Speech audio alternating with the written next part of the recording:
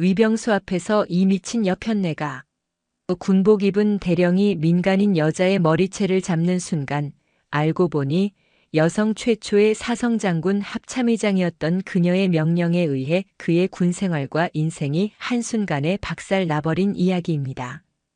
서울 용산구 국방부 합동참모본부 의장실. 통유리 창 너머로 서울의 야경이 보석처럼 흩뿌려져 있었다. 수천 수만 개의 불빛이 만들어내는 인공의 은하수는 장엄했지만 그 중심에 앉은 여인의 눈에는 그저 무감한 풍경일 뿐이었다. 대한민국 국군 창설 이래 최초의 여성 합참의장, 포스타 사성 장군 계급장을 어깨에 단 대장 서지혜. 그녀의 존재 자체가 군의 살아있는 역사이자 혁명의 상징이었다. 세상은 그녀를 철의 여인, 전장의 아테나라 불렀다. 그러나 정작 그녀 자신은 화려한 수식어 뒤에 가려진 군의 깊은 상처를 홀로 마주하고 있었다. 그녀의 책상 위에는 결재를 기다리는 서류보다 익명의 투서들이 더 높이 쌓여 있었다. 병사들의 고통, 부조리한 지휘체계, 은폐된 사건 사고들. 종이 위에 새겨진 활자들은 비명처럼 그녀의 가슴을 파고들었다. 그 중에서도 유독 그녀의 시선을 사로잡는 보고서 묶음이 있었다. 경기도 이천에 주둔한 육군특수전사령부 예하 제707 특수임무단 통칭 백호 부대. 대한민국 최정예 대테러 부대라는 명성답게 그들의 기록은 완벽 그 자체였다. 모든 훈련 평가는 만점, 단 한 건의 안전사고도 없는 철저한 부대 관리 강철 같은 군기. 그야말로 교본에나 나올 법한 이상적인 부대의 모습이었다. 하지만 서지혜는 그 완벽함에서 섬뜩한 위화감을 느꼈다. 너무 매끄러웠다. 살아있는 사람들이 모인 조직에서 어떻게 이토록 흠결 없는 기록이 나올 수 있단 말인가. 마치 잘 짜인 연극 대본처럼 느껴졌다. 결정적인 것은 얼마 전 도착한 짧은 투서였다. 삐뚤빼뚤한 글씨로 적힌 단 한 문장. 백호 부대는 지옥입니다. 제발 저희를 구해주세요. 서지혜는 육중한 가죽 의자에 몸을 깊게 묻었다. 눈을 감자 수많은 젊은 병사들의 얼굴이 스쳐 지나갔다. 그녀가 이 자리에 오른 것은 단순히 개인의 영광을 위함이 아니었다. 이 땅의 모든 아들, 딸들을 안전하게 집으로 돌려보내겠다는 국민과의 약속, 그 무거운 책무 때문이었다. 정식 감찰을 지시할 수도 있었다. 하지만 그랬다가는 뱀의 꼬리만 잘릴 뿐 몸통은 더 깊은 곳으로 숨어버릴 터였다. 백호 부대를 지휘하는 하태성 대령, 그의 이름은 서지혜도 익히 들어 알고 있었다. 하태성 대령. 육사 출신의 엘리트로 야전 경험과 전술적 능력이 타의 추종을 불허하는 인물이었다. 그의 별명은 인간 백호. 한번 정한 원칙은 하늘이 두 쪽 나도 바꾸지 않는 강직함과 부하들을 극한까지 몰아붙이는 혹독한 훈련 방식으로 유명했다. 그가 지휘하는 부대는 언제나 최고의 성과를 냈지만 동시에 가장 많은 전출 희망자와 문제를 일으키는 곳이기도 했다. 군 내부에서는 그를 필요하기자 가장 위험한 칼이라 평했다. 서지혜는 결심했다. 호랑이를 잡으려면 호랑이 굴로 직접 들어가야 한다. 그것도 호랑이가 가장 방심하고 있을 때 가장 예상치 못한 모습으로. 그녀는 자리에서 일어나 집무실 한쪽에 마련된 작은 탈의실로 향했다. 별 4개가 찬란하게 빛나는 장군 전투복을 벗고 낡은 청바지와 평범한 회색 스웨터로 갈아입었다. 수십 년간 그녀의 몸과 같았던 군복을 벗자 어깨가 허전했지만 동시에 알 수 없는 해방감이 밀려왔다. 화장기 없는 얼굴에 질끈 묶은 머리. 그 모습은 영락없는 평범한 중년 여성이었다. 그녀는 부관에게 단 한 줄의 메모만 남겼다. 개인 용무. 찾지 말 것. 그리고는 누구의 눈에도 띄지 않게 의장실 비밀 통로를 통해 어둠 속으로 스며들었다. 그녀가 직접 운전하는 낡은 국산 세단이 한강의 다리를 건널 때 차창 밖으로 보이는 국방부 청사의 불빛이 아득하게 멀어졌다. 지금 그녀가 향하는 곳은 단순한 부대가 아니었다. 대한민국 군의 가장 단단하고 폐쇄적인 성체, 그 심장부였다. 그리고 그녀는 그 성벽에 자신의 모든 것을 걸고 가장 날카로운 균열을 내려하고 있었다. 과연 그곳에서 마주할 진실은 희망일까 아니면 절망일까? 칠흑 같은 어둠 속에서 그녀의 조용한 전쟁이 막 시작되고 있었다. 경기도 이천의 제707 특수임무단 백호부대의 밤은 죽음처럼 고요했다. 하지만 그 침묵 속에는 언제 터질지 모르는 화약 냄새 같은 팽팽한 긴장감이 감돌았다.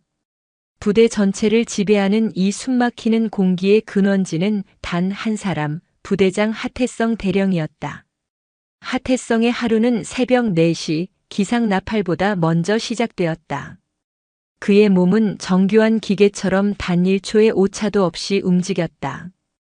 칼날처럼 다려진 전투복, 먼지 한 톨 없이 닦인 전투화, 그리고 그의 내면처럼 차갑게 빛나는 대령 계급장. 그에게 군복은 옷이 아니라 피부였고 규율은 법이 아니라 종교였다. 그의 집무실은 그의 내면을 비추는 거울이었다. 모든 서류는 각을 맞춰 정렬되어 있었고 책상 위에는 개인적인 물건이라곤 찾아볼 수 없었다. 오직 벽에 걸린 일격필살이라는 4글자의 액자만이 그의 존재 이유를 증명하듯 서늘한 기운을 뿜어내고 있었다. 그가 이토록 강박에 가까운 원칙주의자가 된 데에는 지워지지 않는 과거의 상흔이 있었다. 아프가니스탄 파병 시절 그는 젊은 중대장이었다. 탈레반의 거점 소탕 작전 중 한순간의 방심과 사소한 규정 위반이 끔찍한 비극을 낳았다. 부대원의 작은 실수 하나가 매복에 걸리는 빌미를 제공했고 그는 눈앞에서 형제 같던 부하들을 속수무책으로 잃어야만 했다. 흙먼지와 피비린내가 뒤섞인 지옥 속에서 그는 무너진 규율의 대가가 얼마나 참혹한지를 뼈에 새겼다. 그날 이후 하태성은 다른 사람이 되었다. 그는 스스로를 규율의 화신으로 만들기로 맹세했다. 단 한치의 오차도 단 한 번의 예외도 용납하지 않는 강철 같은 지휘관이 되어 다시는 부하들을 잃지 않겠다고 다짐했다. 그의 지휘 아래 백호 부대는 대한민국 최강의 부대로 거듭났다. 모든 평가에서 최고의 등급을 받았고 그의 이름 앞에는 늘 살아있는 전설이라는 수식어가 따라붙었다. 하지만 그 완벽함의 이면에는 짙은 그림자가 드리워져 있었다. 병사들은 그를 존경했지만 동시에 두려워했다. 그의 부대에는 인간적인 온기 대신 차가운 긴장감만이 감돌았다. 누구도 그에게 감히 농담을 건네거나 사적인 고충을 털어놓지 못했다. 하태성은 그런 분위기를 대수롭지 않게 여겼다. 군대는 친구를 사귀러 오는 곳이 아니었다. 오직 명령과 복종, 그리고 승리만이 존재할 뿐이었다. 그날 밤도 그는 어김없이 부대 순찰에 나섰다. 그의 전투화가 아스팔트를 밟는 소리는 부대 전체에 울리는 경고음과도 같았다. 그림자 속에 숨어있던 병사들마저 숨을 죽였다. 위병소에 다다랐을 때 그의 매서운 눈이 근무 중인 병사의 전투모 턱끈이 아주 미세하게 풀려있는 것을 발견했다. 그는 그 자리에서 불호령을 내렸다. 내 놈 눈에는 이게 보이지 않나? 이 작은 구멍 하나가 제 방을 무너뜨리고 내 놈과 내 전우들의 목숨을 앗아갈 수 있다는 걸 아직도 몰라. 병사의 얼굴은 공포로 하얗게 질렸다. 주변의 모든 것이 얼어붙는 듯한 순간이었다. 바로 그때였다. 위병소 앞으로 낡고 평범해 보이는 세단 한 대가 소리 없이 다가와 멈춰섰다. 헤드라이트 불빛이 어둠을 가르며 하태성의 날카로운 얼굴을 비췄다.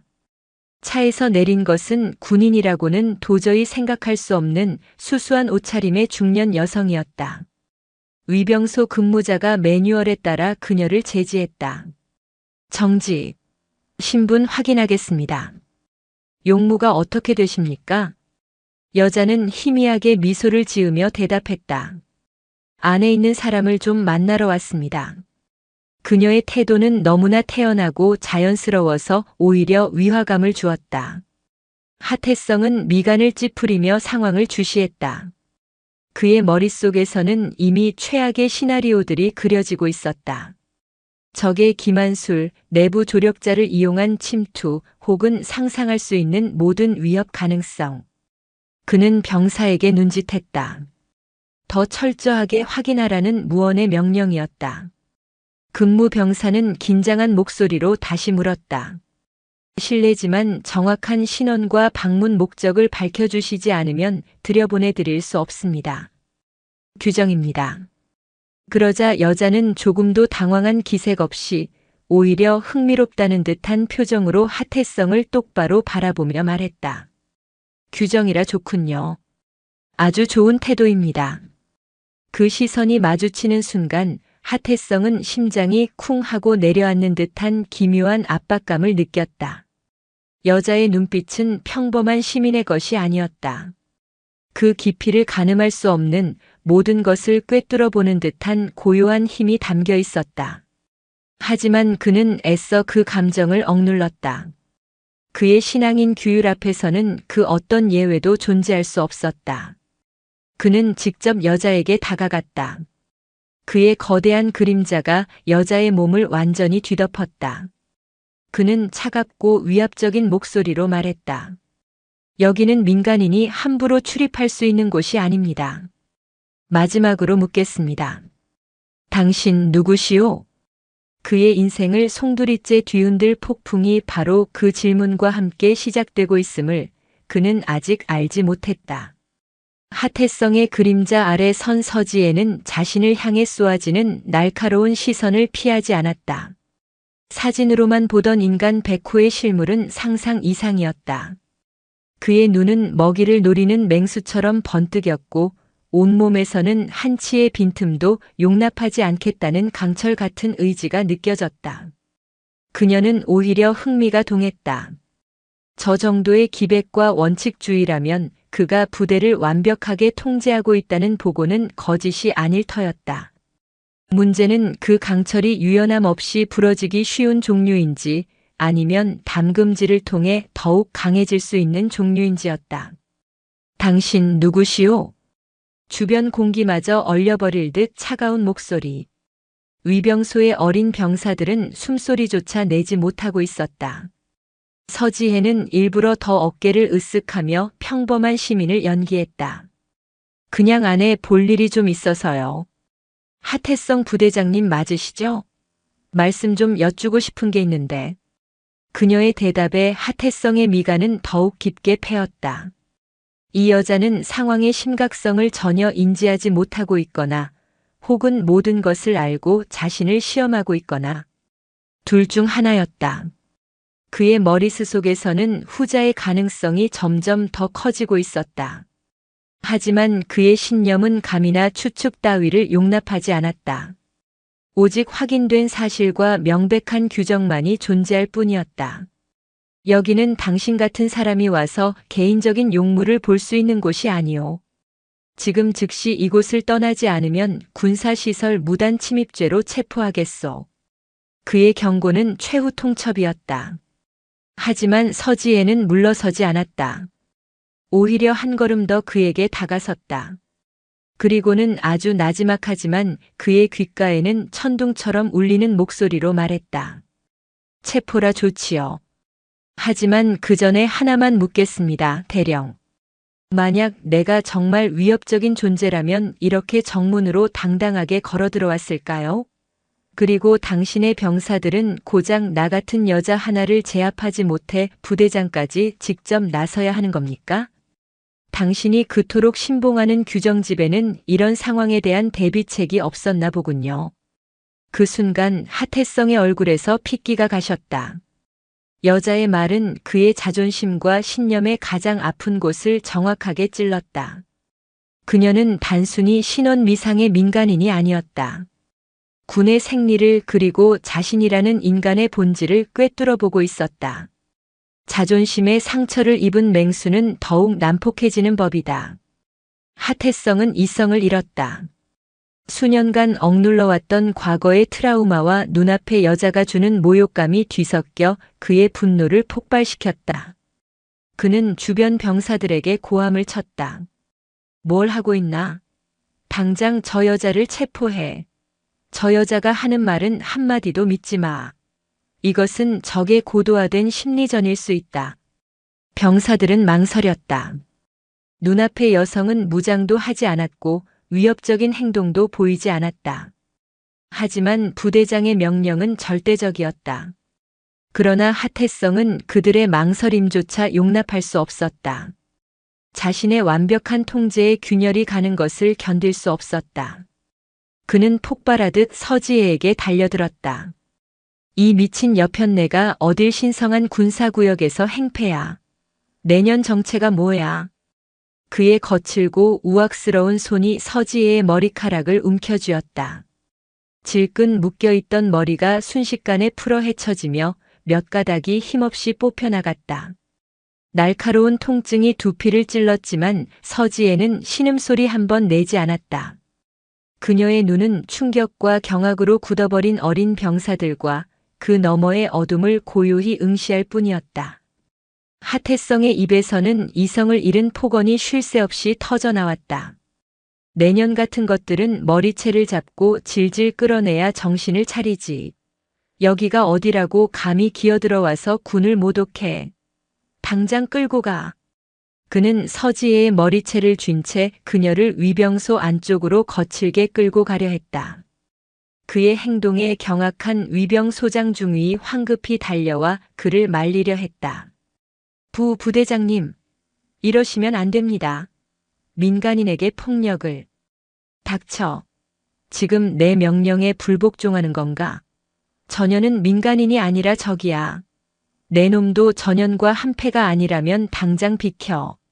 하태성의 눈은 핏발이 서 있었다.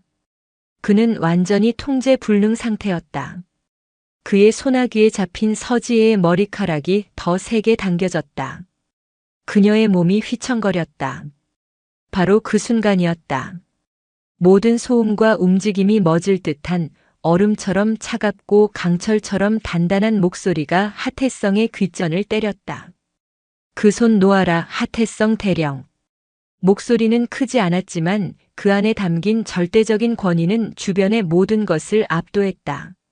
하태성은 순간적으로 움직임을 멈췄다. 머리채를 잡힌 채 고개를 숙이고 있던 여자가 천천히 고개를 들었다. 풀어 헤쳐진 머리카락 사이로 드러난 그녀의 눈빛은 더 이상 평범한 시민의 것이 아니었다.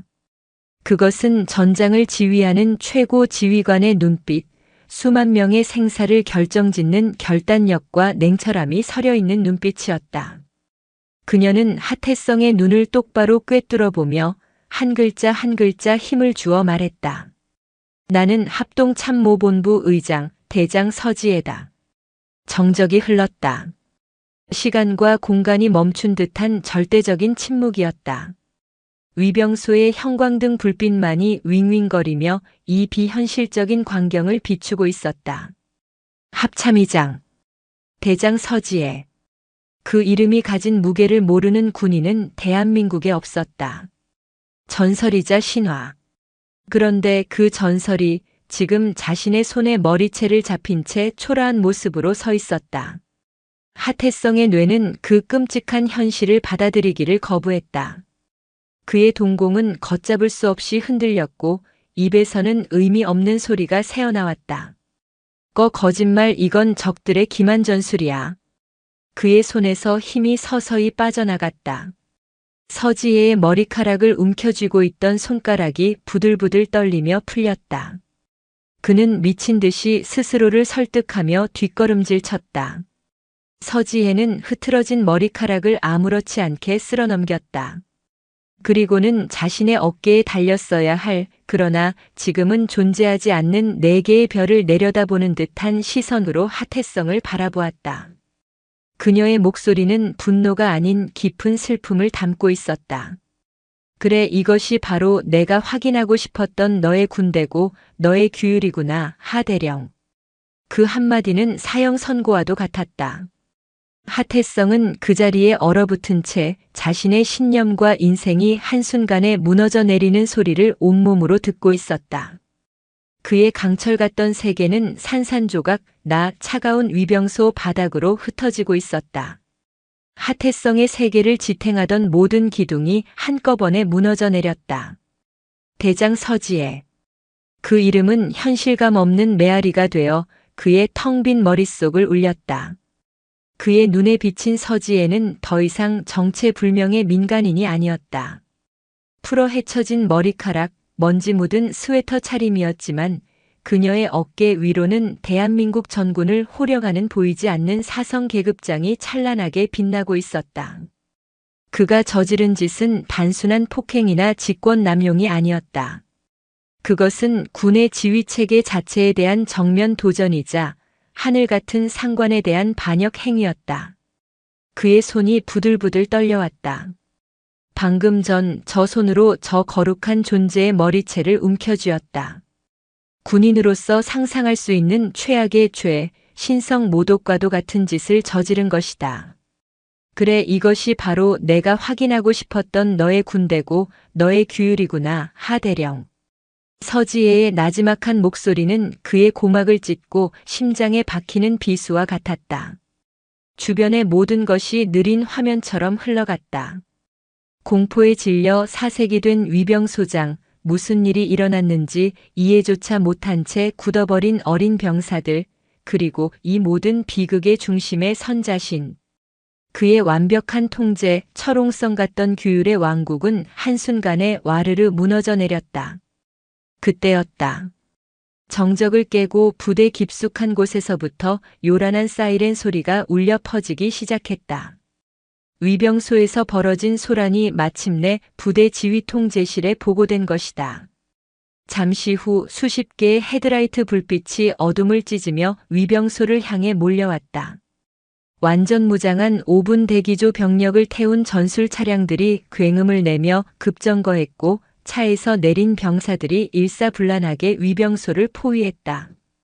상황을 파악하지 못한 작전 장교가 확성기를 들고 외쳤다. 위병소 내 신원 미상자는 즉시 투항하라. 저항시 발포하겠다. 그 순간 서지혜가 포위망의 중심에서 천천히 한 걸음 앞으로 나섰다. 그녀는 자신의 머리채를 잡았던 하태성을 향해 차갑게 말했다. 하대령. 지금 이 상황을 수습할 책임은 자네에게 있네. 어서 자네 부하들에게 내가 누군지 밝히고 이 어리석은 소동을 멈추게 하게. 하태성은 입술만 달싹일 뿐 아무 말도 하지 못했다. 그의 뇌는 작동을 멈췄다. 어떻게? 이 상황을 어떻게 수습한단 말인가? 내가 방금 합참의장님의 머리채를 잡았다고 실토라도 하란 말인가? 서지혜는 그의 침묵에 실망한 듯 짧은 한숨을 내쉬었다. 그리고는 직접 확성기를 든 작전 장교를 향해 외쳤다. 그녀의 목소리는 작았지만 그 안에 담긴 강렬한 카리스마는 소음으로 가득 찬 위병소 전체를 순식간에 장악했다. 나는 합동참모본부 의장 대장 서지혜다. 현 시간부로 707 특수임무단의 모든 지휘권은 합참의장인 내가 인수한다. 전 병력은 총기 안전조치 후 현 위치에서 대기하라. 반복한다. 이것은 합참의장의 명령이다. 합참의장 대장 서지혜. 그녀의 입에서 직접 발음된 이름의 무게는 하태성이 느꼈던 것과 차원이 달랐다. 그것은 곧 대한민국 국군 그 자체였다. 포위하고 있던 병사들은 물론 지휘하던 장교들까지 모두가 얼어붙었다. 몇몇은 자신의 귀를 의심하며 멍하니 서 있었고 몇몇은 본능적으로 차려 자세를 취했다.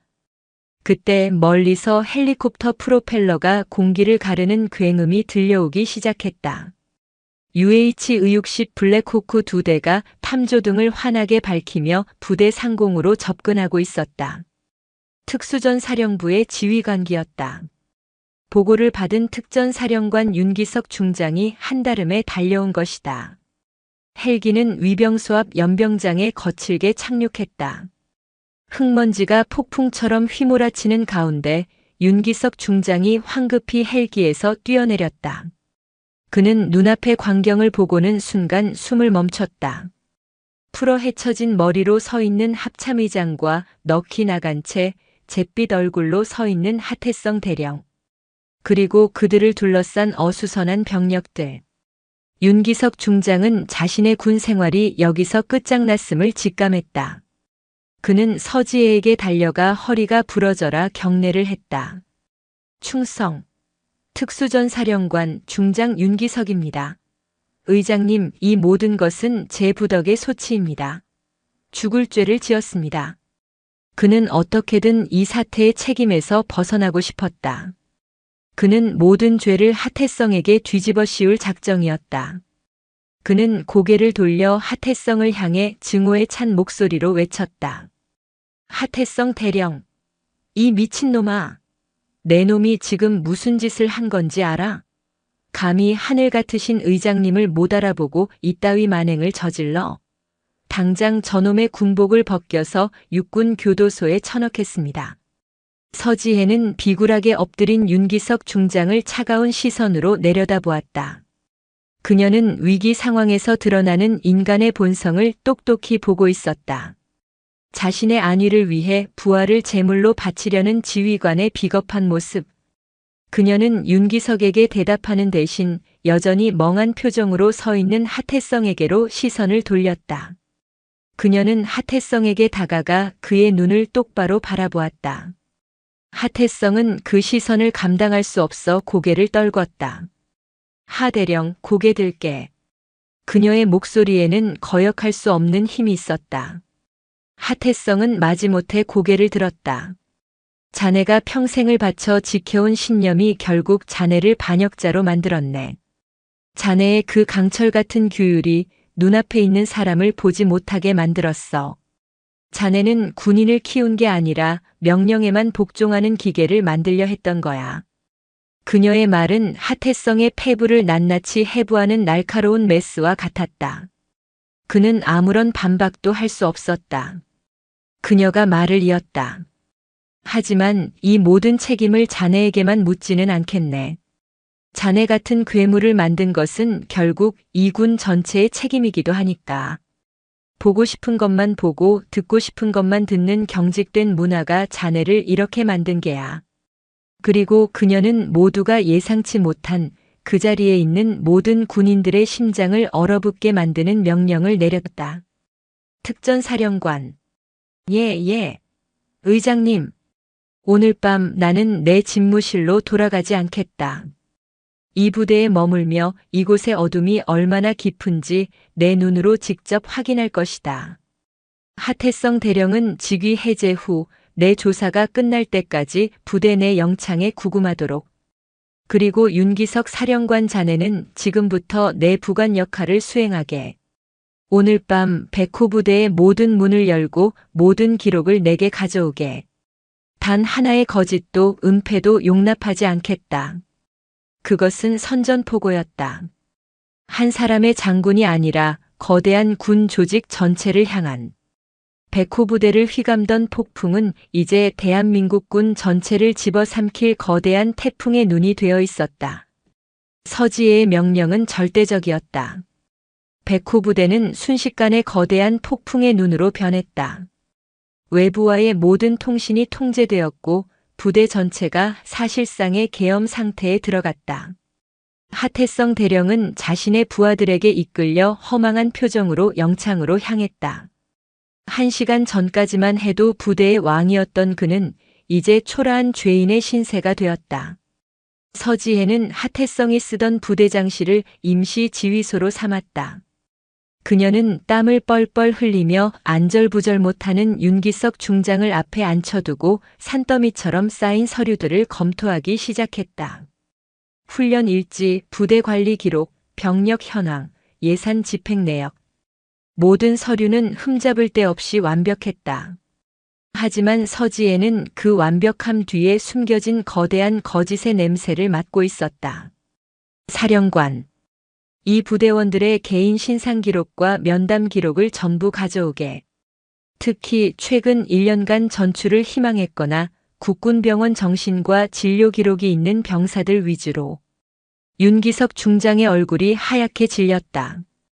그것은 부대의 가장 민감한 정보, 판도라의 상자와도 같은 것이었다. 하지만 합참의장의 명령을 거역할 수는 없었다. 한편 부대 생활관은 그야말로 혼돈의 도가니였다. 부대장이었던 하태성 대령이 합참의장의 머리채를 잡고 체포되었다는 소문은 빛의 속도로 퍼져나갔다. 병사들은 두려움과 불안, 그리고 일말의 기대감이 뒤섞인 채 밤잠을 설쳤다. 그들에게 하태성은 공포의 대상이었지만 동시에 그들의 세계 그 자체였다. 그 세계가 무너진 지금 앞으로 무슨 일이 벌어질지 아무도 예측할 수 없었다. 그 중에서도 김진우 병장은 남들보다 몇 배는 더한 공포에 떨고 있었다. 바로 그가 백호부대는 지옥이라는 익명의 투서를 합참의장실로 보낸 장본인이었기 때문이다. 그는 자신의 작은 돌멩이 하나가 이렇게 거대한 산사태를 일으킬 줄은 꿈에도 몰랐다. 만약 이 사실이 밝혀진다면 그는 군법회의에 회부되어 인생이 끝장날지도 모른다. 김 병장은 입대 전 평범한 미대생이었다. 섬세한 감수성을 가진 그에게 비인간적인 폭력과 억압이 난무하는 백호부대는 살아있는 지옥이었다. 하태성의 완벽주의는 병사들을 극한으로 내몰았다. 작은 실수 하나에도 그림자라 불리는 비공식적인 가혹행위가 뒤따랐다. 훈련 중 부상을 당해도 보고할 수 없었다. 부대의 완벽한 기록에 흠집을 낸다는 이유였다. 병사들은 골마 터진 상처를 서로 몰래 치료해주며 하루하루를 버텼다. 얼마 전에는 김 병장의 가장 친한 동기가 훈련 중 안전장비 불량으로 큰 사고를 당했지만 부대는 이를 단순한 개인 부주의로 덮어버렸다. 그때 김 병장은 결심했다. 이대로는 모두가 죽을 것이라고. 그는 마지막 희망을 걸고 서지혜 의장에게 편지를 썼다. 새벽 2시가 넘은 시간 갑자기 생활관 전체에 비상벨이 울렸다. 전 병력 5분 내로 연병장으로 집합. 잠에 들었던 병사들이 허둥지둥 전투복을 챙겨 입고 연병장으로 뛰어나갔다. 연병장에는 서지혜 의장이 단상 위에 홀로 서 있었다. 그녀의 뒤로는 윤기석 중장을 비롯한 부대 간부들이 굳은 표정으로 도열해 있었다. 서지혜는 연병장에 모인 수백 명의 젊은 병사들을 천천히 둘러보았다. 어둠과 차가운 새벽 공기 속에서도 그들의 눈에 서린 깊은 피로와 절망, 그리고 두려움이 선명하게 보였다. 나는 여러분의 합참의장 서지혜다. 그녀의 목소리는 마이크 없이도 연병장 전체에 명료하게 울려 퍼졌다. 오늘 이 자리에서 벌어진 불미스러운 일에 대해 여러분의 최고 지휘관으로서 먼저 사과한다. 군이 여러분을 지키지 못하고 오히려 고통 속에 내몰았다. 미안하다. 사과. 군대, 그것도 사성 장군의 입에서 나온 그 단어는 천지를 뒤흔드는 충격이었다. 병사들은 술렁이기 시작했다. 누구도 예상치 못한 말이었다. 나는 오늘 여러분의 이야기를 들으러 왔다. 서류 속에 박제된 거짓 보고가 아니라 여러분의 목소리로 직접 진실을 듣고 싶다. 지금부터 계급과 직책을 모두 내려놓고 여러분 한 사람 한 사람을 대한민국 국민의 아들이자 나의 아들로서 대하겠다. 어떤 불이익도 없을 것을 내 명예를 걸고 약속한다. 그러니 용기를 내주길 바란다. 그녀는 단상에서 내려와 병사들 사이를 천천히 걸었다. 그녀의 시선이 한 명 한 명의 얼굴에 머물렀다. 김진우 병장은 심장이 터질 듯이 뛰었다. 서지혜의 시선이 자신을 향했을 때 그는 자신도 모르게 주먹을 꽉 쥐었다. 지금이 아니면 영원히 기회는 없을 것이다. 서지혜가 그의 앞을 지나치려는 순간 김 병장은 저도 모르게 입을 열었다. 의장님. 모든 소음이 멎고 연병장 전체의 시선이 그에게로 쏠렸다.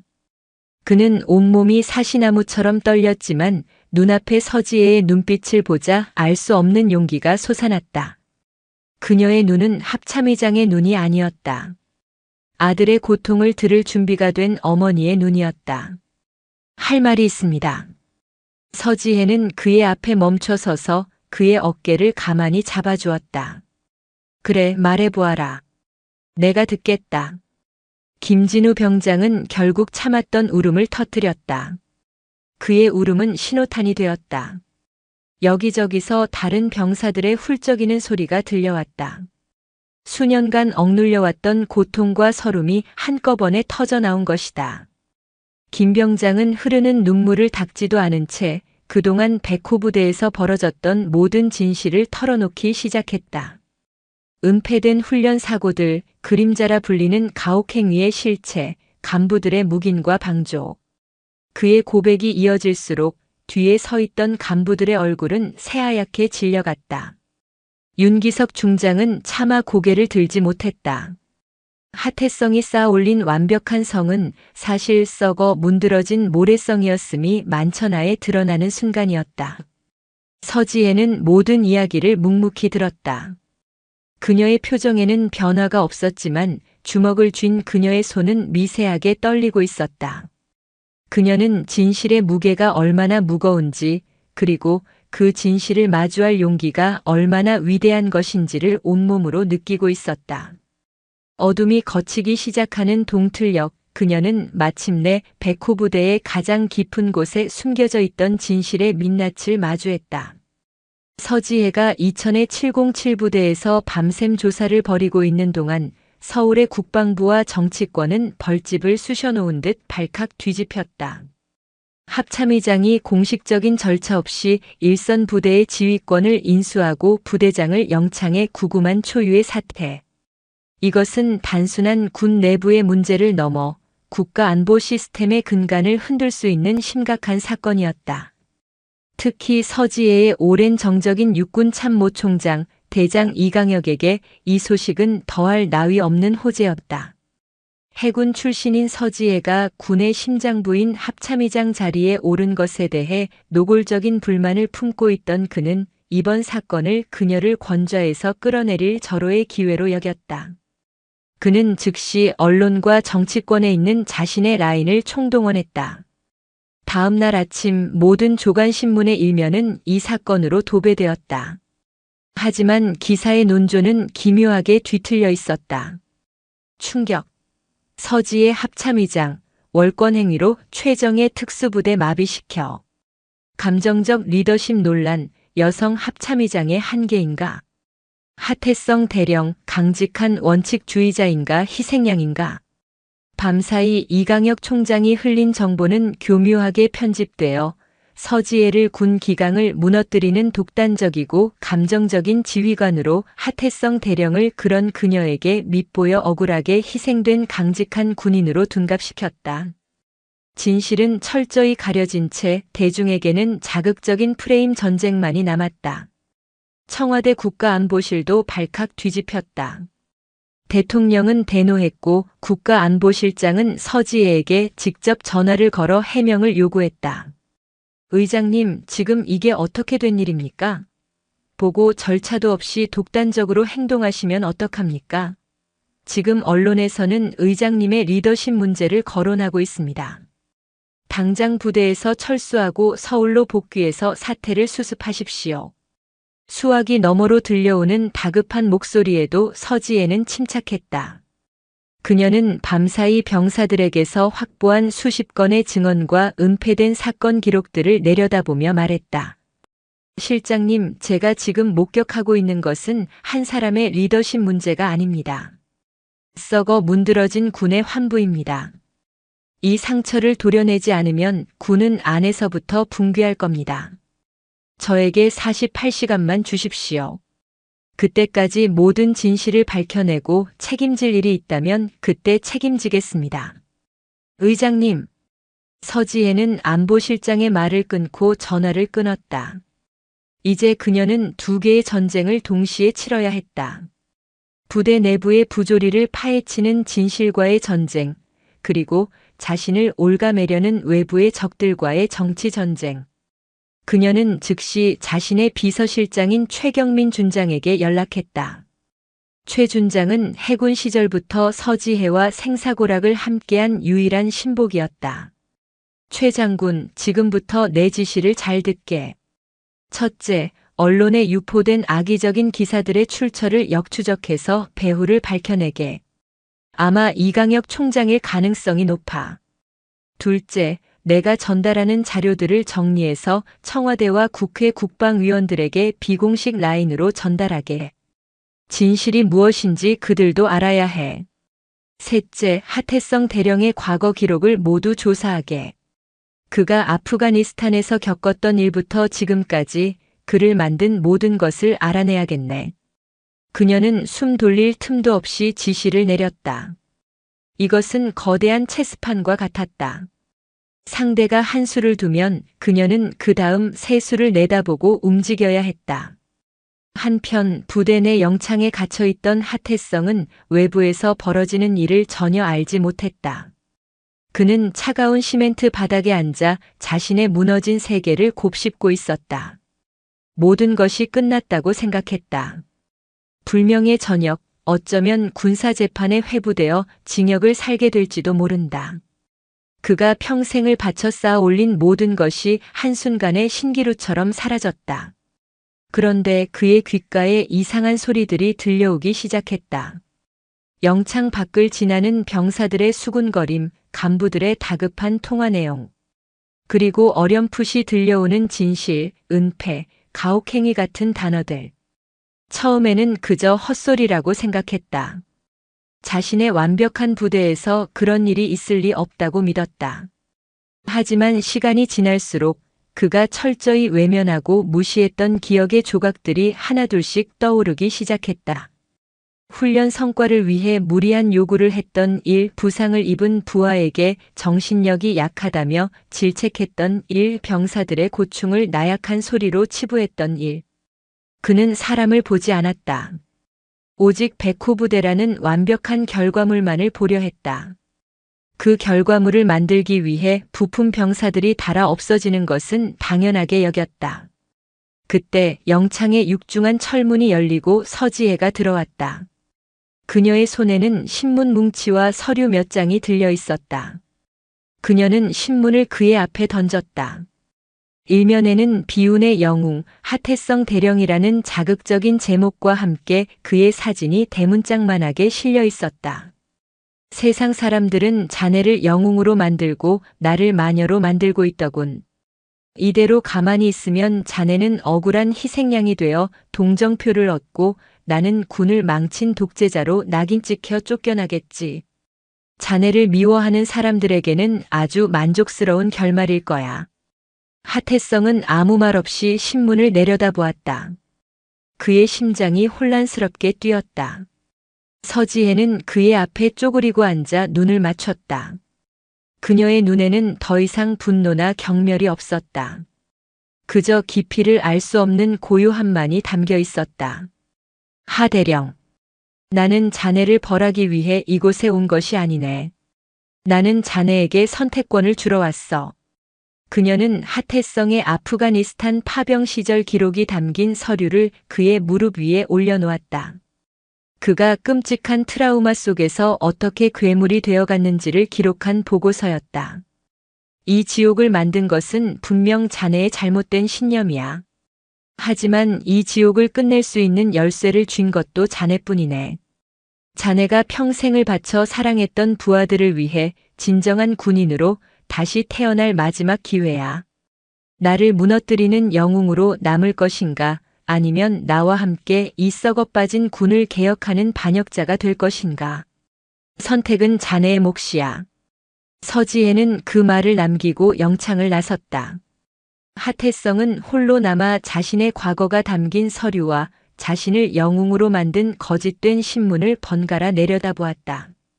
그의 인생을 건 가장 혹독하고도 외로운 선택의 시간이 다가오고 있었다. 영창의 차가운 공기 속에서 하태성은 밤을 꼬박 새웠다. 그의 앞에는 두 개의 길이 놓여 있었다. 하나는 거짓된 영웅의 길, 다른 하나는 진실한 반역자의 길. 세상은 그를 비운의 희생양으로 추대하며 서지혜를 마녀로 몰아가고 있었다.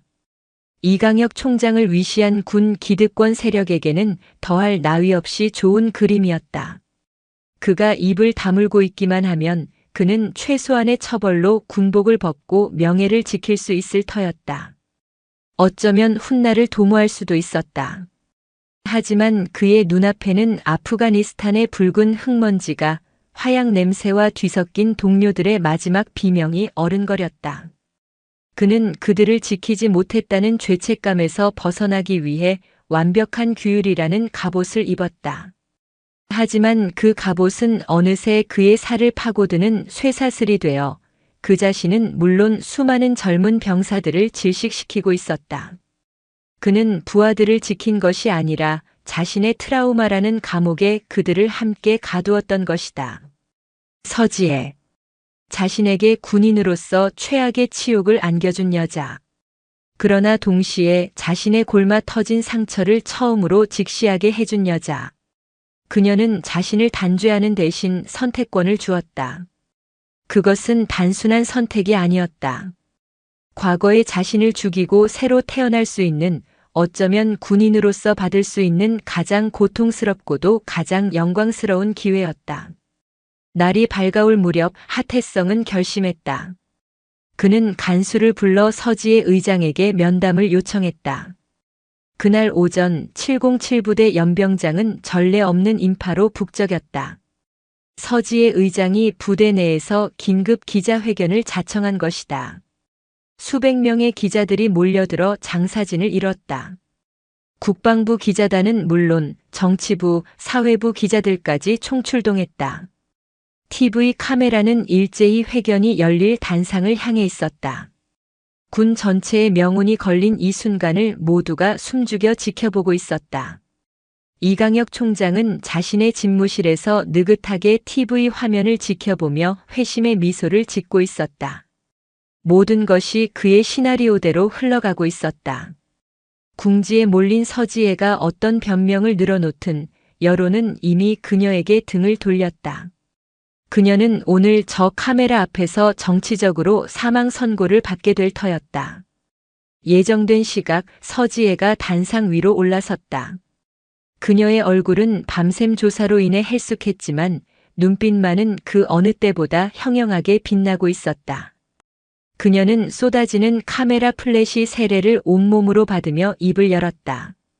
먼저 이번 일로 국민 여러분께 심려를 끼쳐드린 점 국군 통수권자를 보좌하는 합참의장으로서 깊이 사과드립니다.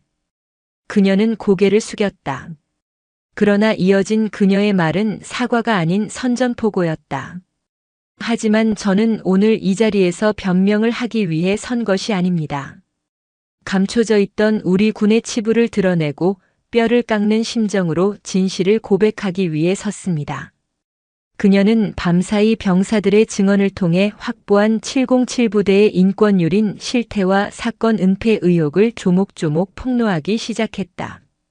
기자회견장은 술렁이기 시작했다. 하지만 대부분의 기자들은 반신반의하는 눈치였다. 합참의장의 일방적인 주장일 뿐 명확한 증거가 없었다. 바로 그때 한 기자가 날카롭게 질문을 던졌다. 의장님의 주장은 결국 부대장이었던 하태성 대령의 리더십에 모든 책임을 전가하는 것으로 들립니다. 하지만 하 대령은 군 내부에서 가장 강직한 군인 중 한 명으로 알려져 있습니다. 의장님의 주장을 뒷받침할 객관적인 증거가 있습니까? 모든 시선이 서지혜에게로 쏠렸다. 이강혁 총장은 TV를 보며 혀를 찼다. 저렇게 무모할 수가. 증거도 없이. 서지혜는 질문을 던진 기자를 잠시 응시하더니 이내 단상 옆을 향해 나지막이 말했다. 내 주장에 대한 가장 확실한 증거는 바로 이 사건의 핵심에 있는 당사자의 입을 통해 직접 들으시면 될 겁니다.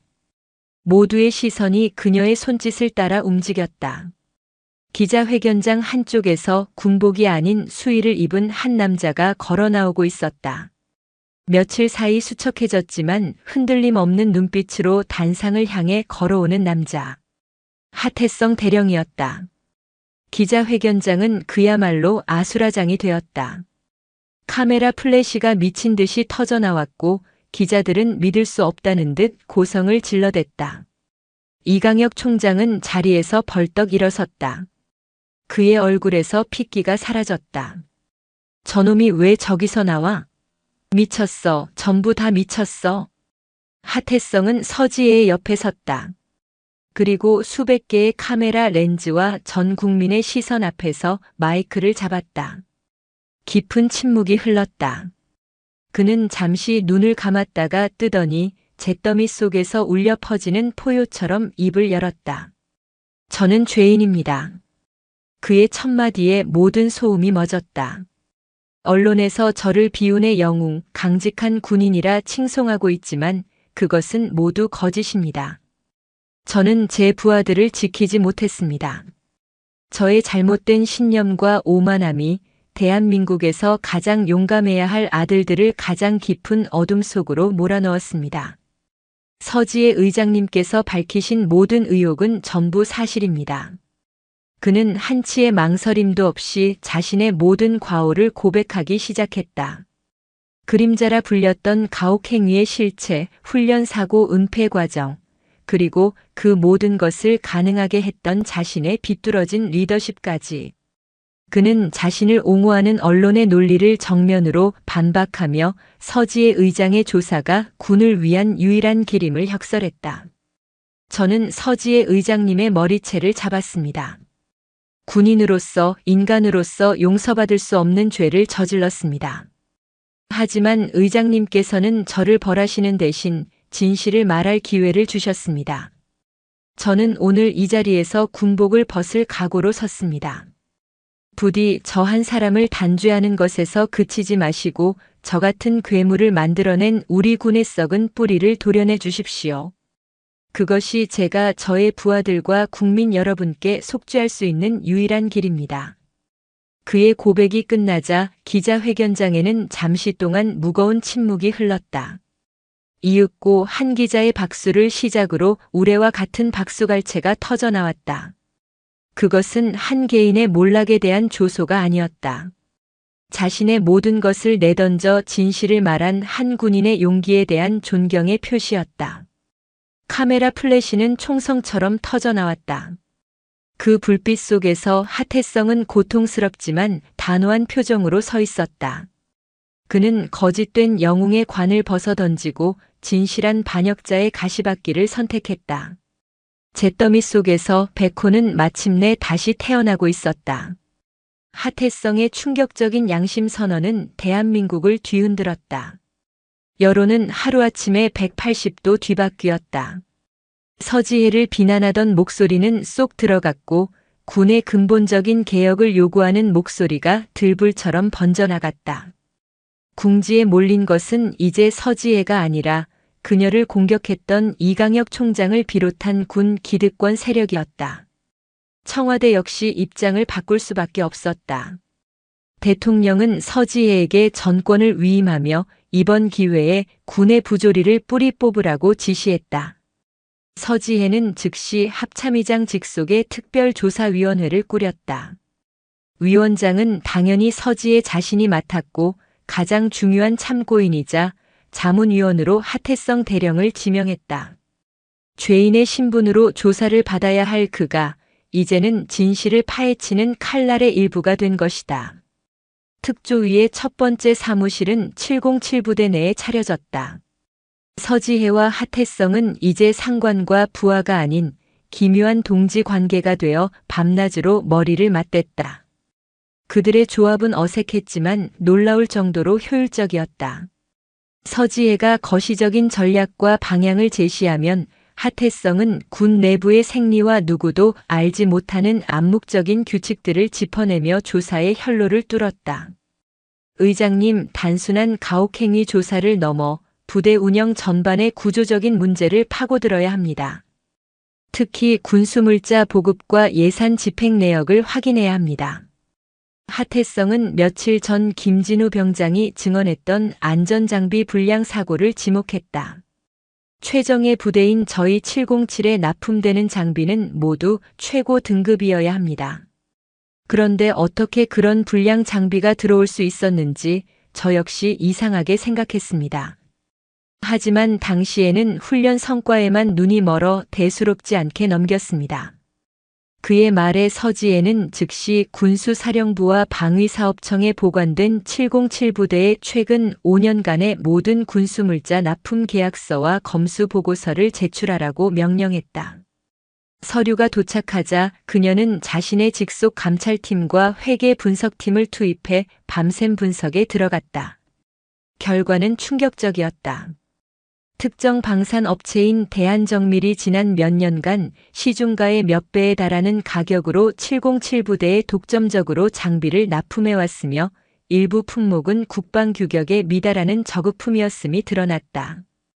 누군가가 중간에서 막대한 이익을 챙기고 병사들의 목숨을 담보로 장사를 해온 것이다. 이건 미친 짓입니다. 하태성은 서류를 검토하며 분노에 찬 목소리로 말했다. 이 장비들을 제가 직접 검수하고 서명했습니다. 저는 제 부하들을 사지로 내모는 계약서에 제 손으로 도장을 찍은 셈입니다. 그의 얼굴에 깊은 자괴감이 스쳤다. 그는 자신이 완벽하게 부대를 통제하고 있다고 믿었지만 실제로는 거대한 비리의 방패막이 역할을 하고 있었을 뿐이었다. 서지혜는 그의 어깨를 두드렸다. 자책은 나중에 하게. 지금은 이 거대한 비리의 몸통을 찾아내야 해. 대한정밀이라는 회사 그리고 그 뒤에 있는 자가 누구인지. 조사팀은 대한정밀의 자금 흐름을 추적하기 시작했다. 그리고 마침내 그 돈의 일부가 차명 계좌를 통해 한 인물에게 흘러들어간 정황을 포착했다. 육군본부 군수참모부장 이강혁 육군참모총장의 최측근이자 군내 사조직의 핵심 멤버였다. 판도라의 상자가 열리기 시작했다. 이것은 단순히 한 부대의 문제가 아니었다. 군의 최고 위층까지 연루된 거대한 부패 커넥션의 일부였던 것이다. 이강혁 총장이 왜 그토록 서지혜의 조사를 방해하고 하태성을 영웅으로 만들려 했는지 모든 퍼즐이 맞춰지고 있었다. 하태성의 완벽한 부대는 외부의 감찰과 감사를 막아주는 최고의 방패였고 만약 문제가 터지더라도 하태성 한 사람만 잘라내면 그만이었던 것이다. 서지혜와 하태성은 이 사실을 마주하고 한동안 말을 잇지 못했다. 그들이 상대하고 있는 것은 한두 명의 부패한 군인이 아니라 군 전체의 거미줄처럼 퍼져 있는 거대한 그림자 조직이었다. 이제부터는 전쟁입니다. 하태성이 비장한 표정으로 말했다. 그들은 순순히 물러나지 않을 겁니다. 모든 수단과 방법을 동원해서 우리를 막으려 할 겁니다. 그의 예언은 곧 현실이 되었다.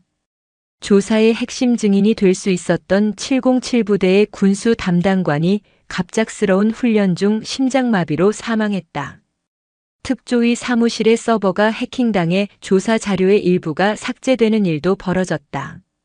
심지어 서지혜의 일과를 담은 사진과 함께 더 이상 나대지 마라는 협박 편지가 그녀의 관사로 배달되기도 했다. 적들의 반격은 집요하고 잔인했다. 그들은 군의 심장부에 기생하며 자신들의 왕국을 지키기 위해서라면 무슨 짓이든 할 준비가 되어 있었다. 어느 날 밤 경무에 지쳐 잠시 눈을 붙이고 있던 서지혜는 인기척에 눈을 떴다. 하태성이 담요를 들고 그녀의 곁에 서 있었다. 그는 묵묵히 그녀의 어깨에 담요를 덮어주었다. 괜찮으십니까? 괜찮네. 짧은 대화였지만 그 안에는 말로 다 할 수 없는 복잡한 감정과 동지애가 담겨 있었다. 최악의 악연으로 만났던 두 사람. 그러나 이제 그들은 거대한 어둠에 맞서 서로의 등을 지켜주는 유일한 존재가 되어 있었다. 하대령. 두렵지 않은가? 서지혜가 나지막이 물었다. 상대는 우리가 감당하기 힘든 거대한 세력이야. 어쩌면 우리 둘 다 여기서 끝장날지도 몰라. 하태성은 창밖에 짙은 어둠을 바라보며 대답했다. 두렵습니다. 하지만 제가 저지른 죄를 속죄할 기회를 얻었고 제가 지켜야 할 부하들이 아직 저를 지켜보고 있습니다. 그리고 제 앞에는 의장님께서 서 계십니다. 이제는 혼자가 아니기에 끝까지 가볼 생각입니다. 그의 목소리에는 더 이상 과거의 오만함이나 분노가 없었다. 오직 자신의 운명을 받아들인 자의 고요하고 단단한 결의만이 남아 있었다. 서지혜는 그의 대답에 희미하게 미소 지었다. 어둠이 깊을수록 별은 더 밝게 빛나는 법이었다. 판도라의 상자는 열렸고 이제 그들은 상자 가장 깊은 곳에 남아있을 희망을 향해 나아가야 했다. 특조위의 조사가 이강혁 총장의 턱 밑까지 차오르자 군 내부의 긴장감은 최고조에 달했다.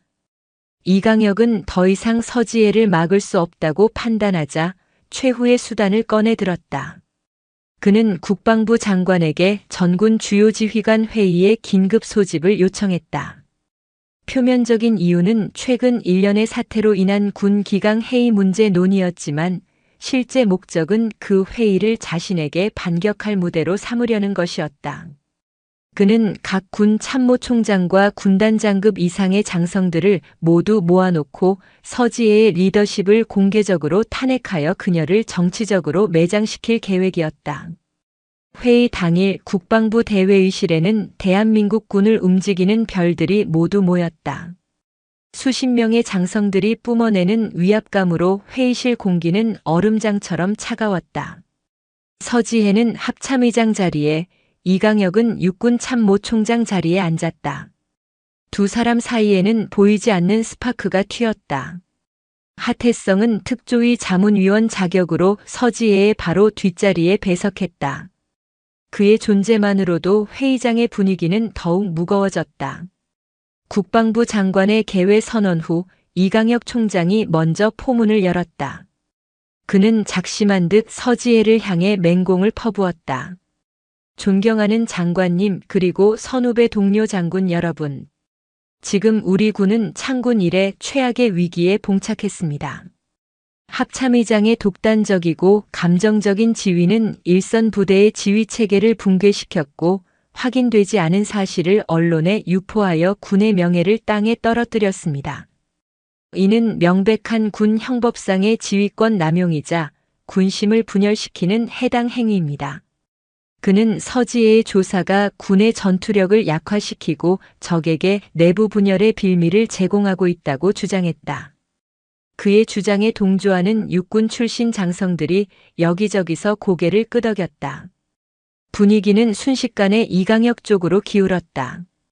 그는 마지막 쐐기를 받기 위해 서지혜를 똑바로 노려보며 말했다. 이에 본인은 육군 참모총장으로서 서지혜 합참의장에 대한 지휘 책임을 묻고 이 자리에서 의장직에 대한 불신임을 공식적으로 건의하는 바입니다. 회의장은 찬물을 끼얹은 듯 조용해졌다. 현직 참모총장이 합참의장에 대한 불신임을 공개적으로 건의한 것은 헌정사상 초유의 일이었다. 이것은 쿠데타나 다름없는 정치적 폭거였다. 모두의 시선이 서지혜에게로 쏠렸다. 그녀가 이 위기를 어떻게 타개할 것인가. 서지혜는 조금의 동요도 없이 단상으로 나아갔다. 그녀는 회의장을 가득 메운 장성들을 천천히 둘러보며 입을 열었다. 그녀의 목소리는 조용했지만 그 어떤 포성보다도 강력한 힘이 있었다. 이강혁 총장님의 말씀 잘 들었습니다. 총장님의 말씀대로 지금 우리 군 내부에 심각한 암세포가 자라고 있는 것은 사실입니다. 그녀는 이강혁의 주장을 반박하는 대신 오히려 인정하는 듯한 발언으로 모두를 어리둥절하게 만들었다. 하지만 그 암세포는 군의 기강 해이가 아니라 바로 군의 심장부까지 파고든 부패라는 이름의 종양입니다. 그녀는 준비해온 자료를 스크린에 띄웠다. 대한정밀의 비리 계약서, 군수참모부장에게 흘러들어간 검은 돈의 흐름, 그리고 그 돈이 이강혁 총장의 사조직 운영 자금으로 사용되었다는 정황 증거까지. 회의장은 순식간에 충격과 경악으로 술렁였다. 이강혁 총장은 얼굴이 새빨개져 자리에서 벌떡 일어났다. 거짓말. 저것은 모두 조작된 자료야. 나를 음해하기 위한 모략이다. 그가 발악하듯 소리쳤다. 증거가 완벽하지는 않았기에 그가 끝까지 부인한다면 지루한 진실 공방으로 번질 수 있는 상황이었다. 서지혜는 바로 이 순간을 기다렸다. 그녀는 최후의 승부수를 던졌다. 총장님, 저 자료가 조작이라고 생각하십니까? 좋습니다. 그렇다면 지금 이 자리에서 총장님의 결백을 증명할 수 있는 기회를 드리겠습니다. 그녀는 문 쪽을 향해 신호를 보냈다. 회의실 뒷문이 열리고 한 사람이 조용히 걸어 들어왔다. 이강혁 총장의 비서실장이자 그의 모든 비밀을 알고 있는 최측근 박상현 준장이었다. 그의 손에는 두꺼운 장부 하나가 들려 있었다. 이강혁의 눈이 경악으로 물들었다. 자, 자네가 왜? 서지혜의 목소리가 회의실 전체를 서늘하게 울렸다. 박상현 준장은 지난 10수년간 총장님을 그림자처럼 보좌하며 검은 돈의 흐름을 기록해왔습니다. 이 장부에는 총장님께서 받으신 뇌물의 액수, 돈을 건넨 사람들의 명단, 그리고 그 돈이 어떻게 사용되었는지가 날짜별로 꼼꼼하게 기록되어 있습니다. 양심의 가책을 느낀 박 준장이 어젯밤 이 모든 것을 제게 제보해 왔습니다. 사실 박 준장의 제보는 서지혜의 치밀한 심리전과 회유의 결과였다. 그녀는 이강혁의 측근들을 비밀리에 접촉하며 그들의 약점을 파고들었고 결국 가장 약한 고리였던 박 준장을 무너뜨리는데 성공한 것이다. 서지혜는 이강혁을 향해 마지막 통첩을 날렸다. 이강혁 총장, 선택하십시오. 지금 이 자리에서 모든 죄를 인정하고 명예롭게 군복을 벗으시겠습니까? 아니면 제가 이 장부를 즉시 민간 검찰에 넘겨 군 전체가 국민들의 조롱거리로 전락하는 꼴을 지켜보시겠습니까? 외나무 다리였다. 더 이상 도망칠 곳은 없었다. 회의실에는 숨막히는 정적이 흘렀다. 이강혁을 지지하던 장성들마저 싸늘하게 등을 돌렸다. 그는 완전히 고립되었다. 그의 눈동자가 절망적으로 흔들렸다. 그는 자신의 거대한 성이 한순간에 무너져 내리는 것을 망연자실하게 바라보았다. 몇 주 전 하태성이 위병소에서 겪었던 그 절망을 이제는 그 자신이 대한민국 군의 심장부에서 똑같이 겪고 있었다. 그는 힘없이 의자에 주저앉으며 떨리는 목소리로 말했다. 내가 졌소. 그 한마디로 길고 길었던 전쟁은 끝이 났다. 서지혜는 진실이라는 가장 강력한 무기로 거대한 부패의 성을 마침내 무너뜨렸다. 그녀의 뒤에 서 있던 하태성은 말없이 주먹을 꽉 쥐었다. 이것은 서지혜 한 사람의 승리가 아니었다. 진실을 위해 용기를 냈던 수많은 병사들과 자신의 과오를 정면으로 마주한 한 남자의 참회가 함께 이뤄낸 고통스럽고도 위대한 승리였다. 이강혁 총장의 몰락은 거대한 댐의 붕괴와도 같았다. 그의 비호 아래 군의 요직에 기생하며 부패의 제국 그림자 조직은 속수무책으로 무너져 내렸다. 서지혜는 피비린내 나는 숙청 대신 정교한 외과 수술을 택했다. 그녀는 군의 혼란을 최소화하기 위해 특조위의 조사 결과를 비공개로 전환하는 한편 이강혁과 그 핵심 측근들을 조용히 군복을 벗기고 군 검찰에 넘겼다. 부패에 연루된 방산업체 대한정밀에 대한 대대적인 수사가 시작되었고 정경유착의 고리들이 줄줄이 잘려나갔다. 그녀의 개혁은 여기서 멈추지 않았다. 그녀는 군의 고질적인 병폐였던 폐쇄적인 상명하복 문화를 뿌리 뽑기 위해 장병 인권보호관 제도를 신설하고 각급 부대의 익명성이 보장되는 소원수리 시스템을 도입했다. 또한 하태성의 707부대 사례를 교본 삼아 전군 지휘관을 대상으로 소통 리더십 교육을 의무화했다. 처음에는 반신반의하던 군도 합참의장의 강철 같은 의지와 국민들의 압도적인 지지 앞에 조금씩 변화를 받아들이기 시작했다. 굳게 닫혀있던 병영의 문이 서서히 열리고 그 틈으로 새로운 시대의 바람이 불어오고 있었다. 사건의 진원지였던 707부대 백호부대는 가장 먼저 그리고 가장 극적인 변화를 맞이했다. 서지혜는 야전에서 덕망과 실력을 겸비한 새로운 부대장을 임명했다. 신임 부대장은 부임하자마자 하태성이 만들었던 모든 비인간적인 규율과 그림자라 불렸던 가혹행위를 공식적으로 폐지했다. 훈련의 강도는 유지하되 과학적인 데이터와 병사 개개인의 신체적, 심리적 상태를 고려한 맞춤형 훈련 프로그램이 도입되었다. 부대 내에는 전문 심리 상담관이 상주하게 되었고 식당 메뉴는 장병들의 선호도를 반영하여 개선되었다. 가장 큰 변화는 부대를 감싸던 숨막히는 침묵이 사라진 것이었다. 식당에서는 더 이상 고참의 눈치를 보며 급하게 밥을 삼키는 대신 웃음소리와 함께 자유로운 대화가 오고 갔다. 저녁 점호 후 생활관에서는 딱딱한 군가 대신 기타 소리와 함께 젊은 병사들의 노래가 울려 퍼졌다. 어느 주말 오후 서지혜는 예고 없이 다시 707부대를 찾았다. 이번에는 낡은 세단이 아닌 별 4시 선명한 합참의장 전용 지휘 차량을 타고 정문을 통과했다. 위병소 근무를 서던 병사들은 그녀를 보자 허리가 부러져라 경례를 했다. 그들의 눈에는 더 이상 공포가 아닌 진심 어린 존경심이 담겨 있었다. 그녀는 연병장에서 땀 흘리며 훈련에 매진하고 있는 병사들을 둘러보았다. 그들의 얼굴은 예전처럼 피로와 절망에 찌들어 있지 않았다. 고된 훈련 속에서도 서로를 격려하며 눈을 빛내고 있었다. 그녀는 그들 사이에서 익숙한 얼굴을 발견했다. 이 모든 변화의 시작을 알렸던 김진우 병장이었다. 서지혜가 다가가자 김 병장은 깜짝 놀라며 경례를 했다. 충성. 의장님께 대하여 경례. 쉬어. 서지혜는 그의 어깨를 가만히 두드리며 말했다. 김 병장, 자네 덕분이야. 자네의 작은 용기가 이 부대를, 아니 우리 군 전체를 살렸네. 자네야말로 진정한 영웅이야. 그녀는 품에서 작은 훈장 상자를 꺼냈다.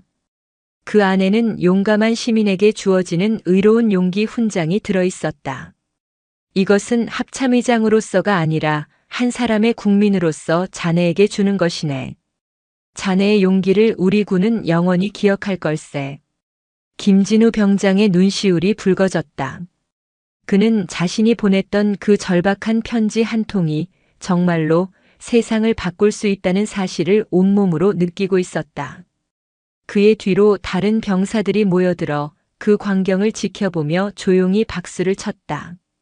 그것은 새로운 시대의 군이 자신들을 구해준 최고 지휘관과 용감한 병사에게 보내는 진심 어린 경의의 표시였다. 한편 모든 폭풍의 중심에 있었던 하태성 대령에 대한 군사재판과 징계위원회가 열렸다. 그는 재판 과정 내내 자신의 모든 죄를 인정하고 어떤 변명도 하지 않았다. 다만 자신의 잘못된 지위로 인해 고통받은 부하들에게 용서를 구하며 고개를 숙일 뿐이었다. 법과 원칙대로라면 그는 불명예 전역과 함께 실형을 받아야 마땅했다.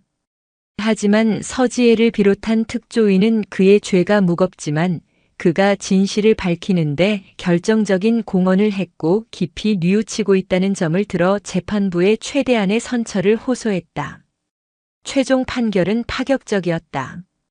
그는 대령에서 소령으로 3계급 강등되었고 정직 1년의 처분을 받았다. 군복을 벗지 않는 대신 군인으로서 가장 큰 치욕일 수 있는 강등을 감수해야 했다.